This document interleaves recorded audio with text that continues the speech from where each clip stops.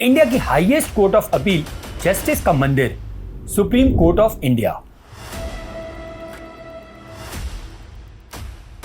और इस महान भवन को हेड करते हैं सीजीआई, यानी कि chief justice of India. High court हो या सुप्रीम कोर्ट, यहां तक कि डिस्ट्रिक्ट कोर्ट भी, इंडिया में कोर्ट्स की पावर का अंदाजा आपको इस एग्जाम्पल से पता चल जाएगा। साल 1975 में इलाहाबाद हाई कोर्ट ने प्राइम मिनिस्टर इंदिरा गांधी को लोकसभा से डिस्क्वालीफाई कर दिया था। इस एक वर्डिक्ट ने पूरे देश को हिला के रख दिया। इस डिसीजन के बाद इंदिरा गांधी को तुरंत ही इमरजेंसी डिक्लेयर करनी पड़ी अपनी कुर्सी बचाने के लिए। आपको एक बात कहूँ तो एक डिस्ट्रिक्ट कोर्ट के मामूली जज का भी सरकार कुछ नहीं बिगाड़ सकती। ना उसकी सैलरी रोक सकती है, ना उसे ट्रांसफर कर सकती है, और ना ही उसे सस्पेंड कर सकती है। लेकिन इंपॉर्टेंट ये है कि कोर्ट्स की पावर कहां तक एक्सटेंड करती है। क्या ये पीएम मोदी को भी डिस्क्वालीफाई कर सकती है? क्या कोर्ट की पावर्स अनलिमिटेड होती है? इंडिया में इतने सारे कोर्ट्स हैं, इन्हें कंट्रोल कौन करता है? नमस्कार दोस्तों, मैं हूं डॉक्टर राज कालरा। इंडिया में 688 डिस्ट्रिक्ट कोर्ट्स हैं और 25 हाई कोर्ट्स हैं, और सबसे ऊपर दिल्ली में बसा सुप्रीम कोर्ट ऑफ इंडिया, जिसे हाईएस्ट कोर्ट ऑफ अपील भी कहते हैं। अगर हम अभी के सिचुएशन की बात करें तो currently supreme court of India में 33 जजेस हैं और इन्हें हेड करते हैं चीफ जस्टिस ऑफ इंडिया, जो है धनंजय यशवंत चंद्रचूड़। 9 नवंबर 2022 को शपथ लेने के बाद डीवाई चंद्रचूड़ भारत के 50वें सीजीआई बन गए हैं। हमारे कॉन्स्टिट्यूशन के आर्टिकल 124 में लिखा है, there shall be a supreme court of India consisting of chief justice of India. इस आर्टिकल से हमें यह पता चलता है कि ये कॉन्स्टिट्यूशनल पोजीशन है और कितनी पावर होल्ड करती है। इसका अंदाजा आप इस बात से लगा सकते हैं कि अगर गवर्नमेंट को सिटिंग सीजीआई को हटाना है तो उन्हें लोकसभा प्लस राज्यसभा दोनों हाउस से ये मोशन स्पेशल मेजॉरिटी से पास करना होगा। अब सवाल ये उठता है कि इतनी इंपॉर्टेंट पोजीशन का सिलेक्शन कैसे होता है? वेल, कॉन्स्टिट्यूशन के आर्टिकल 124 क्लॉज 2 में लिखा है कि सुप्रीम कोर्ट के जजेस को हमारे देश के प्रेसिडेंट अपॉइंट करेंगे।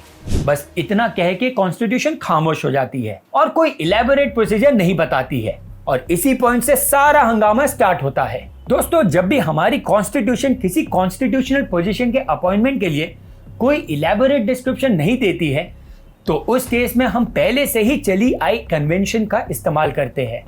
और सीजीआई के अपॉइंटमेंट में कन्वेंशन ये है कि जो भी सुप्रीम कोर्ट का सीनियर मोस्ट जज है, उसे ही नेक्स्ट सीजीआई अपॉइंट कर दिया जाता है। लेकिन जब बात आती है दूसरे जजेस को अपॉइंट करने की, तो इसमें कोर्ट यूज करती है वेरी कॉन्ट्रोवर्शियल कोलेजियम सिस्टम। ये एक ऐसा सिस्टम है जिसे सुप्रीम कोर्ट ने ही इजाद किया है थ्रू वेरियस केसेस। अगर इसे हम आसान भाषा में समझे तो इसमें बेसिकली होता ये है कि सुप्रीम कोर्ट के जजेस ही दूसरे जजेस को अपॉइंट करते हैं, और इस कोलेजियम को हेड करते हैं चीफ जस्टिस ऑफ इंडिया। और कोलेजियम सिस्टम जो भी नाम रिकमेंड करेगी वो गवर्नमेंट पे बाइंडिंग होता है, वो उस नाम को रिजेक्ट नहीं कर सकती है। इससे बेसिकली ये होता है कि चीफ जस्टिस के हाथ में एक इमेंस पावर आ जाती है, और सुप्रीम कोर्ट में इससे नेपोटिज्म या फेवरेटिज्म बढ़ जाता है। इसी कोलेजियम सिस्टम को हटाने के लिए 2014 में मोदी गवर्नमेंट ने नेशनल जुडिशियल अपॉइंटमेंट कमीशन यानी कि एनजैक बनाया था, ताकि जुडिशियल अपॉइंटमेंट में ट्रांसपेरेंसी आ सके। लेकिन सुप्रीम कोर्ट ने इसे तुरंत स्ट्रक डाउन कर दिया, ये कहते हुए कि ये जुडिशरी में गवर्नमेंट का इंटरफेरेंस ठीक नहीं है। चलो ठीक है, मान लिया, लेकिन जब जुडिशरी गवर्नमेंट के वर्क में इंटरफेयर करती है, उसका क्या? जी हाँ, आपको एक एग्जांपल देता हूं। 2 मार्च 2023 को सुप्रीम कोर्ट 2 जजमेंट देती है। पहले में इलेक्शन कमीशन ऑफ इंडिया, जो कि एक इंडिपेंडेंट बॉडी है, उसके अपॉइंटमेंट के लिए रूल बनाती है, और दूसरे डिसीजंस में security and exchange board of India यानी सेबी को एक एक्सपर्ट पैनल बनाने का ऑर्डर देती है।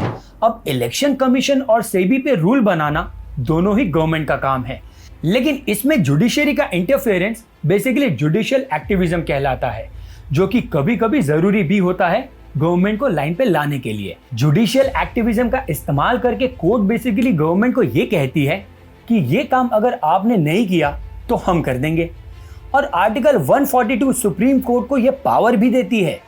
लेकिन प्रॉब्लम तब आती है जब ये जुडिशियल एक्टिविज्म जुडिशियल ओवररीच में बदल जाता है और कोर्ट गवर्नमेंट के हर काम में आ जाती है। चलो, जुडिशियल एक्टिविज्म तक तो ठीक था, जिससे कोर्ट सरकार को फटकार भी लगा देती है, जैसा कि आपने मणिपुर केस में देखा होगा। लेकिन जब ये जुडिशियल ओवररीच बन जाती है तब कोर्ट्स अपनी पावर का गलत इस्तेमाल करना स्टार्ट कर देती है। एक्चुअली में कोर्ट्स पर सरकार का बहुत कम कंट्रोल होता है और वो अपने तरीके से काम करती है। हमारे कॉन्स्टिट्यूशन के आर्टिकल 50 में इंडिपेंडेंस ऑफ जुडिशरी की बात की गई है, जिससे सरकार चाह करके भी कोर्ट के काम में इंटरफेयर नहीं कर सकती। और एक्चुअली में ये बात सरकार को बिल्कुल भी पसंद नहीं आती। चलिए, ये डिबेट तो यूं ही चलती रहेगी, गवर्नमेंट वर्सेस कोर्ट। आप किसके साथ है, गवर्नमेंट के साथ या कोर्ट के साथ? हमें कमेंट करके जरूर बताइएगा। अगर आपको ये वीडियो पसंद आई हो तो मेरे वीडियो को लाइक और चैनल को सब्सक्राइब जरूर करिएगा। धन्यवाद। जय हिंद।